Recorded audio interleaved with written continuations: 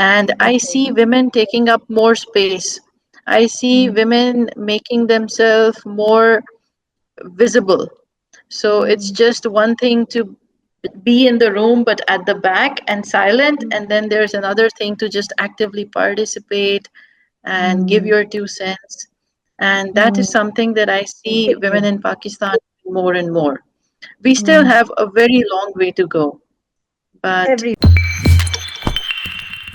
Hello and welcome. Welcome to Say Something with Mads, and thank you for joining every week for some riveting conversations with the youth from across the globe.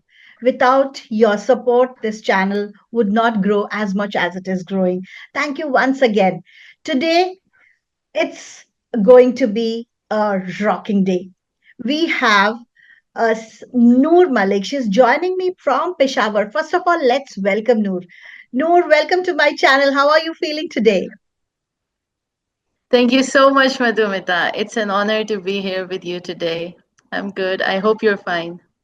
I'm doing good. And I must tell a backstory how I wanted Noor on my channel. I heard her TED talk and her astounding story of a girl who was dragged to school, who did not want to go, who not, was not able to go to school because of a sickness, which we will talk about later on. Now she is in the federal department on Pakistan. She's working in the Revenue Service, right? You are in the Revenue Yes. Service. So, and she's working in the Customs Department. So, the journey from that young girl to now she's in Customs Department and what all she overcame throughout her life. And this is something I can't wait to unravel. So, Noor, let's start with talking about your childhood, and that story is so inspiring, and that's why you are here. That's the core of this conversation. And what happened to your childhood, and how did you end up overcoming that, and what was that which changed the course of your life? Yeah, over to you, Noor. Introduce yourself a little bit about your family, about your childhood. Thank you so much, Madhumita. It's so refreshing to talk to someone who's not from the government and not about a file or a case. Like for me, it's slightly disconcerting at this point because, work, especially in the bureaucracy, it's very incessant. Mm, Contrary to what is believed that, it's a very slow 9 to 5 job, I feel like most federal departments, they are around the clock. And right mm, now, I am serving in the customs department. And prior to that, I was a student. I've been in service for almost 7 years now. But 4 years ago, I took a sabbatical and I went for a master's degree to Japan. And mm, I did my master's in economics. And before that, if we start from childhood, I come from a family of 4 siblings with my mom, who was a homemaker, and my father, who worked at a bank. And like all Desi parents, my parents wanted me to be a doctor. And that was the dream that was handed over, that this is the template you're supposed to follow. But by 10th grade, something felt off. I had been a very good child academically up till like 7th or 8th grade. But around the ninth standard, my grades were falling and things were just like we heard that it's teenage and puberty, people feel emotional, but what was happening to me was way more than that. I mm, was physically unable to go to school. I felt sick most of the time, too tired and sleepy, disorganized. And my parents, they didn't know what was up with me, so they tried to be helpful. They took me to a doctor who basically misdiagnosed me for mm, having depression, and he put me on a lot of depression meds. And what the mm, depression meds do is that in most cases they turn a person into a zombie. They mm, sedate a person heavily, and they impair the cognitive functions, and most of them are not suitable for children. So sometimes good intentions can also lead to bad outcomes if you are not fully informed. So in my mm, case, my parents, they meant well for me. I had mm, people who were essentially looking out for me, but in the wrong way. That because they were not informed that what this doctor is prescribing me is not safe, so they continued with the medication, and that resulted in a total mental health disaster. And it was Mm, not until a friend's parent, who was also a medical specialist, she came and she said that, why are you so pale and why are your eyes so yellow? Like, are you jaundiced? When was the mm. last time you had your hemoglobin checked? And Okay. that's when I heard the word hemoglobin for the first time. Oh my And here's God. a very Mm, interesting difference that I would like to highlight, that mm, if you feel depressed, it could be for a number of reasons. It could be like chronic stress, or it could be something which is purely chemical in its nature, mm, which has mm, pure biological responses. So, for example, if you have a less than normal thyroid level or a more than higher thyroid level, that can cause symptoms of depression or psychosis. Similarly, if you have low HP, if you have anemia, low levels of iron or calcium in your body, that can also lead to something that looks physically like depression, that the person mm, has zero energy. So, mm. because mental health is such a prevalent concept in today's youth, and even like parents are concerned about the mental health of their children. Why Okay. was psychology your choice? And I believe you did change. You also did English, right? English literature, and then psychology, and then economics, and in between civil service. So, what are the subjects in your civil service exam? You have to take few. Did you take English and psychology for your exam? So, yeah, tell us, take us through the journey of choosing what you love to do, and plus you said that you knew it what you had to do by eliminating other choices. So let's hear it. Yes, thank you so much. Uh, my parents, they wanted me to be a doctor. However, Yeah. I knew that my aptitude is not for medicine, because I believe that it's a very grueling task and you should be intrinsically motivated. Because without an intrinsic motivation, it's very hard to make a lifelong commitment to a career. And in case of Mm, medicine, it's usually a lifelong commitment, because it involves like, 5 to 7 years for your MBBS, then many years for your first specialization, and then like there's degrees on degrees. So it's kind of like you're committed for life. It's one of those careers. And in my case, psychology had attracted me from a very young age. And I didn't even know it was called psychology at that time. I was fascinated by human behavior. I mm, would observe human beings a lot. And, like all my, everyone, that why is this person doing like this? And questions like that, they would always fascinate me. And mhm, later on in my high school years, I started reading more about psychology. And it felt like this is a subject that is close enough to medicine to maybe placate my parents. And it's mhm, also a subject that I feel so much curiosity for. mm, And then my own tryst with mental health, my own misdiagnosis, that just added to my curiosity, that what yeah, really is depression and how really should we go around curing it, diagnosing it, mm, identifying it. So, like mm, all three of these things, they mm, contributed. And I believe that discussing this with my parents and taking a stand for myself is probably one of the first times when I stood up for myself in life. mm, Because here mm, are my parents who love me a lot, who wish the best for me, and they want me to go into medicine. However, I myself know that this is something that I do not want to commit to. mm, I don't feel the aptitude for it. I don't feel like it's calling me. mm, And I had a hard time convincing my parents because they had mm. an emotional bias, you can say.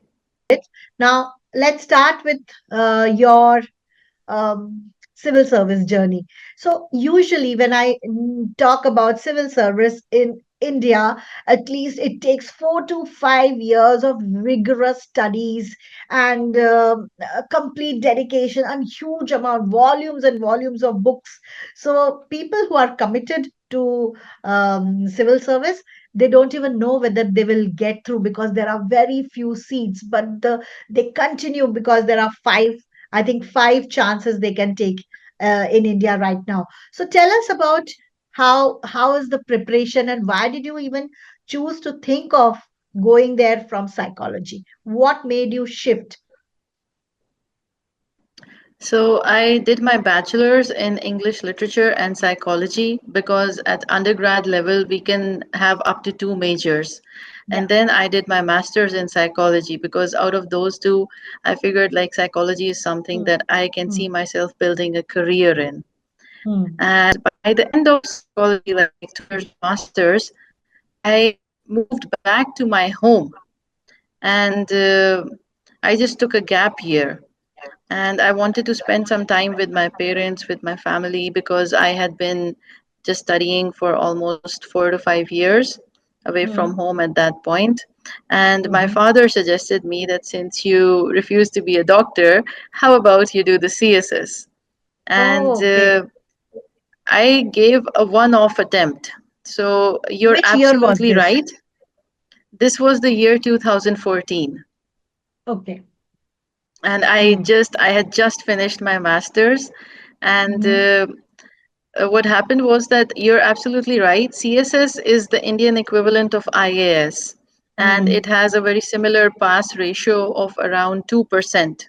So maybe like 13,000 people will apply, and then maybe 200 or so would get finalized, and out of them, mm, 150 would be like actually mm. offered the jobs. So it's the same for us.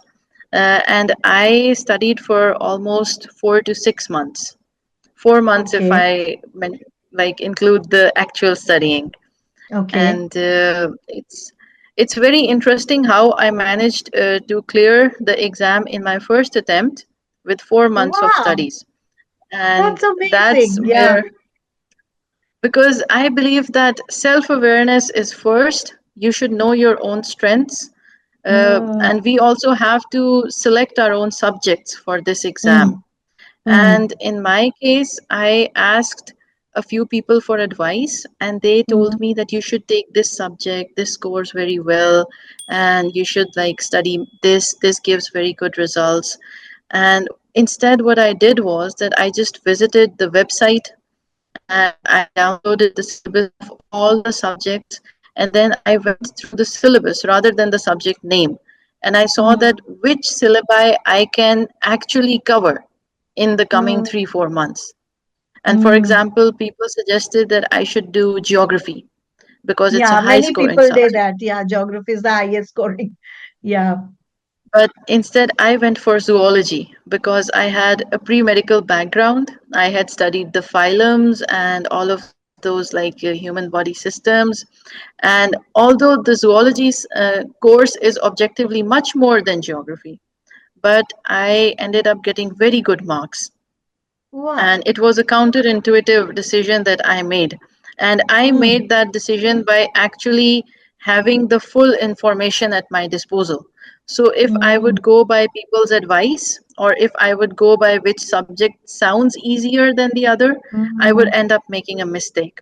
So I mm, just did a preliminary study of the syllabus, and I saw that in geography, 100% of the syllabus is what I'm seeing for the first time. Whereas in zoology, 60% of the syllabus, I'm already familiar with the names and the terms and all of those things. So that mm, means that I have less ground to cover. I have way more like things that I already know. And mm. this is something that will help you to make decisions. And that's just like get as much information about the decisions that you can. Right. Mm. And so And in which was my the other case, it subject? was my Zoology other and subject were psychology and sociology and public administration. And then we have like some compulsory subjects, which include mm, English essay, English pressy, and yeah. current affairs, and then um, uh, religious studies. Oh So my these God. are the So subjects that you we cover. So you did all this in 4 to 5 months, and you Yes, were at home, or you were at home yes, preparing, or you yes, went for some classes, you joined some this is a big business here. Okay, IAS coaching. yes, an absolutely big business here as well. And interestingly, I did it at home all by myself, and Mm, like 4 to 5 months in total. And it was just first principles throughout. So there is something mm, like one of my favorite thoughts is the first principles thinking, and that is that mm, you build from the ground up. You have to have your foundations correct. So in any mm, subject, if you know the basic concepts of the subject well, then you can mm. build an Go argument for it. based Yeah. on those. Mm, I. It applies for psychology, sociology, anthropology, all of these. That there's a few core themes to each subject, which and which that's resonate something with that you you. need mastery over first and foremost. Mm. That's something fantastic, and that is a lesson again. With this, you can inspire people by saying people go by what is trending, like which ones are maximum people are scoring highest marks, but may not be to your liking. Fantastic! Oh wow, Yes. uh, this is awesome. Noor, let's now move on to your stint in Japan. How was it staying in Japan for 2 years? And I'm very fascinated with the country. I've been there as a tourist, but I know I ask this to people who have been studying and staying in Japan. How is the culture? How is the work environment there? How was college for you? Uh, Take us through this 2 years, and at the end of this 2 year, what are the takeaway from that country, and how different was it from where you grew up versus in Japan? Oh, Japan was an absolute delight. Oh wow. I fell in love with the place from day one because I feel Okay. like the Virgo in me just loved the orderliness and the neatness Ah. and the predictability of the country. It's an entire other level. So the Japanese Mm, nation is extremely disciplined, and mm, the rules are followed to a T, and mm, that's why things are usually predictable. They mm, just year after year. So, like mm, most likely, the Japan that you're seeing today is very similar to the Japan that you would have seen 10 years ago.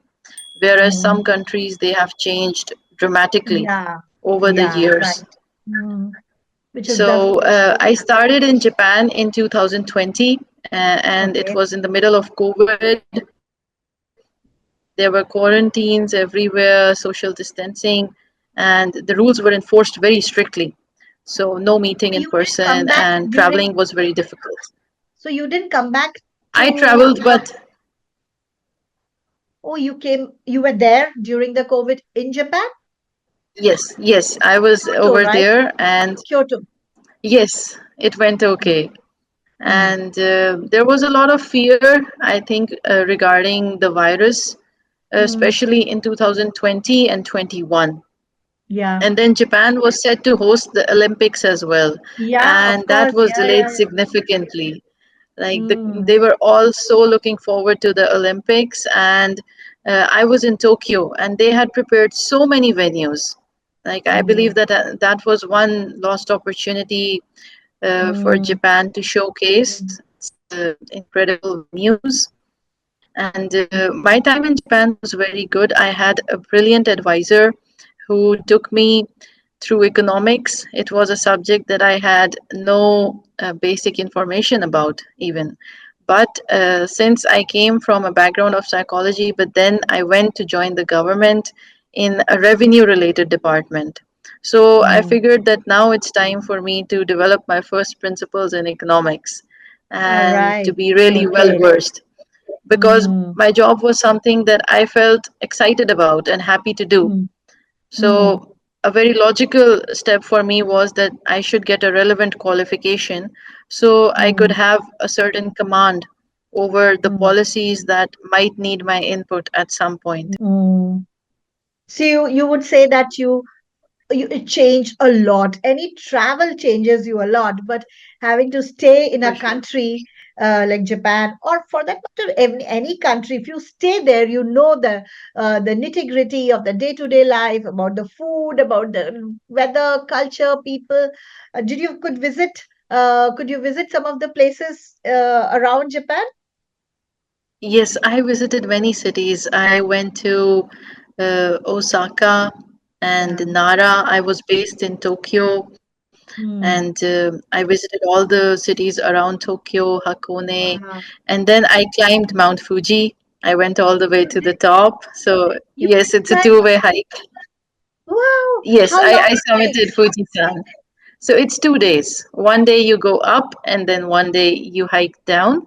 It's like a 3,700-meter mountain, and it has a huge, immense cultural and religious significance for the Japanese people. And that Absolutely, I know hike that. was one of the greatest highlights. Oh, right. Good that you mentioned it. When we went there, we could just admire it from far away and we could see people going on hikes. And I thought that, okay, this must be a very tough hike to go. But you did it. Were you very fit? Did you prepare for the hike or you could do it because you were young? So I have this habit of strength training.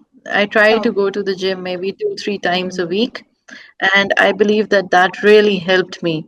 mm, And a few weeks before the hike, I started like biking a lot. So I would just go on the gym bike, and I would put mm. the resistance to the max and try to bike for as long as I can, Oh, because I've which up figured to that which like I just resistance? Up to which resistance you could like do it? 7 or 8 or 9, I would put the resistance all the way up and Wow. bike for maybe half an hour or so, because I Mm, figured that I needed my legs in good shape, legs. Yeah, and right. that helped. That's awesome. So this is an added advantage of doing this. You went for something, but you summited Mount Fuji. Wow, lovely. So Yes, that yeah, is something that travel does to you, more than like you get so many takeaways. And then there so were many many things. times that I camped at the foothills of Fujisan and many other cities. And all the Mm, cities have very interesting histories. So, mm, Japan is a very unique country in the sense that it has had multiple capitals in the past. So, mm. I visited Nara, and it is a city which has a I know deer I've been to like Nara. Yeah, walking dear. around Yeah, it, and that yeah, was once yeah. the capital. And Osaka Mm, was once the capital, and many other places. right. So it has very interesting. I couldn't see the western end of Japan. I feel that Mm. was the side that I didn't go much at. Noor, if you have to interview somebody from history whom you have never met, whom you have who would that person be? Some historical character, maybe from across the globe. You can choose anybody whom you want to talk. Who would that person be? Oh, that is such an interesting question. Um, Maybe somebody who has been a very good general or a leader. I feel like leadership is so subjective, so I can't really Think of be sure, take but take a name if possible. Take a time, Steve but Jobs. okay, fine. Steve Jobs, Yes. because he's one of the greatest innovators of our time, or Yeah. maybe Tesla, Nikola Tesla, because he's Okay. like so many inventions. So I would Mm, go with Tesla for sure. And no right. credit, he did it like he did so many things for humanity, and he didn't Mm, patent any of those things. yeah. And a lot of his creations and inventions, they were never published to Mm, like even. mm, So I think someone like him who created mm, things selflessly. mm. Okay, right. We got two names. Now, coming to the next question, think about this. If you have to change one thing about the education system of your country, what would that be? One thing, I would like it to be less focused on universities and more focused on the primary level, and I would like it to be more focused on skills rather than Mm, subjects. So, skill focused rather than subject focused. So, we go like, English, Urdu, maths, biology, physics, chemistry, geography. This is our list. But what are the skills that a person has by the end of it? So the skills, they would be something like motor skills, mechanical skills, software mm, skills, coding skills, data skills, mm. analytical skills, physical skills, sports, psychology, things like that. They're still missing the soft skills, and we Yes. have to got to learn it on the job after the Yes. school is over.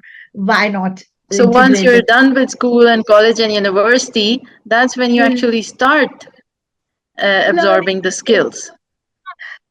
Right, absolutely. It is same thing here also in India. But yeah, things are changing, but they're not seen. As of now, there's so many new education policies come. They talk about skills, but on the ground, it is the same old story. So maybe another 10, 20, 30 years it will take to completely overhaul the system. Yes. Noor, I if you hope have so. to give one gift to everybody in the world. Same gift. You have to give it to everyone. What gift would you choose for them? Okay, should it be a material gift or a non material gift? Everything. Oh, it's open to you. Interesting. Mm. One of the very famous comedians, the guy who played the mask, I'm forgetting his name, he once said that if I had the ability to give uh, everyone what I wanted, I would give them all the money in the world.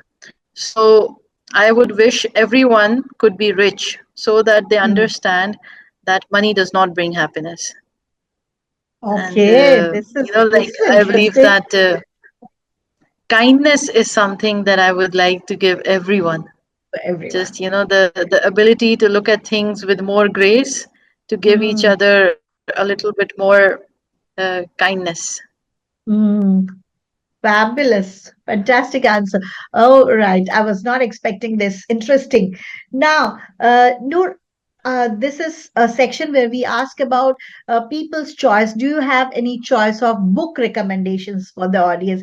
Any book, anything which comes to your mind, which has impacted you, which has stayed with you, and which you want to share with our audience? One book that really impacted me was Anne Frank's diary, and that's the diary of a young girl. Hmm. And in her diary, there was this message of hope and resilience. Noor, this is the section where there's a role reversal. You get to ask me a question. What would that question be? Okay, so what do you miss most about teaching? Okay, that's a straight question. Yeah. Yeah, I miss most about teaching is something you would find very weird and funny. I miss the PTMs where I got to talk. I changed the mindset of the parents. That gave me the most happiness. Rather than changing the children's behavior, it is the parents' behavior which needs to be changed. And I think I'm the only teacher who would look forward to PTMs because I would have long queue in front of my room and my principal will call me, Madhumita, you have to hurry. Parents are all waiting. I said, I can't. This is my time. I need to counsel the parents. So, where else you will get two CEOs sitting right in front of me and listening how to handle their children. And here I am sitting on my throne and talking to them, and they would listen to every word I say. So, that gave me much more happiness. I think that's why I also end up doing now youth coaching. Now I'm into coaching and mentoring. So, I loved uh, changing the mindset of the parents. Um, Noor, this is we have come towards the end of this, and I would leave this open to you to summarize the whole thing. And also, I would ask you about something which is very close to my heart and which I always mention is talking about environment and sustainability. I know you also are passionate about this. What are you doing about it? And tell me, how does that resonate to you in your life right now? So, sustainability and environment. I actually wanted to write my thesis upon the green tax. This is Okay. something that I was studying at that time. Mm-hmm. Something along the lines of carbon credits, but opposite. Mm-hmm. So I wanted to go into environmental economics, and a Mm-hmm. concept that I wanted to explore was that I am from the revenue service, and at customs, what we do is that when things are imported, we put duties and taxes on things. So whether you're importing a car or you're importing furniture or food, we just put taxes on everything. So the Mm-hmm. rate of tax, I had this proposal that, and I'm sure I might not be the first person to have this idea, is that you can tie up the rate of tax with the carbon footprint of the thing. Right. So, for Okay. Mm. example, if you are importing a vehicle that is maybe like 4,000 horsepower or something, or like a Mm. V8 engine, something like that, Mm. which would Give probably them more consume a lot of benefits. fuel. So, Mm. versus like if you're importing a vehicle that has hybrid technology or EV Mm. electric vehicles. Mm. So maybe you Mm. should make your taxes carbon friendly. So Mm. facilitate the imports of things which Mm. minimize the carbon footprint in manufacturing and Right. consumption. So Mm. that is a lens Do you that we think can government give is to thinking the. the government is thinking on those lines? Anyone, any part of the world? Do you know about this? I also find it very interesting. I might look at this because this is doable, right? You want to encourage, not threatened by it. Mm. Yes, I believe that the OECD group is looking Okay. into it. Mm. Like Mm. the OECD countries, they are putting up a bit of carbon taxes. So a Mm. carbon Right. taxes Right. is based on the carbon footprint. Mm. Mm. Mm. Got it. Mm. And then, Right. like what you can do with the proceeds of those taxes, all the taxes, they go to the government. Mm. And the government then spends the money on infrastructure development. So this tax can go into a separate head of account, which is Mm. used for sustainability initiatives. Mm. So Mm. whether it's like for building Mm. more green economy or Mm. building more manufacturing capacity for more Mm. environmental friendly things, so the government can Mm. maybe invest these taxes into environment sustainability. Mm. Right. This is interesting. So, yeah, sum up what is going to be your mantra of today's talk, or I would say, how would you sum up your life, your philosophy, if you have to say it in one line? Oh, that's a very big one. I would say that believe you can, and you're Mm. already halfway there. Mm. Right. So Mm. it's just saying yes to life. Like we Yeah. can say yes to as many things, and then Mm. life, it has this magical way of bringing us those things. Many Right. times You we said just we just discount ourselves from the experience that, oh, I would mm. never do that. Like Mm. why would Madhumita invite me to her podcast? What do I have Right. to offer? Mm. Versus like Mm. if I just tell you that, like, hey Mads, I Mm. have this idea, I want to talk about Right. this, and who knows, you might be interested. Fantastic. Right. Beautiful ending to this beautiful conversation. I hope you enjoyed it as much as I did. It didn't feel like an interview. It was knowing somebody right Yes, from thank where you you so were much. and where you are. And I think this friendship, this connection will continue beyond the interviews, and that's how the this purpose of this interview is to know the person deep within them, what their passion is, what their core values are. So I hope my listeners enjoy this talk. This has so many beautiful takeaways, right from the preparation of IAS to her resilience to overcoming her medical conditions and going to a new country. All this will help the listeners to connect the dots and, yeah, learn from each other. Thank you, Noor, for gracing this. And I'm so happy we connected. So, yes, Thank you so thank. much. It's such a pleasure, and I had so much fun talking to you. And you're Thank you. Thank absolutely right that I don't even I don't feel like an interview at all. you. Right. All right. Thank you so much. See you again next week with another interview. And keep listening, keep joining, and keep encouraging.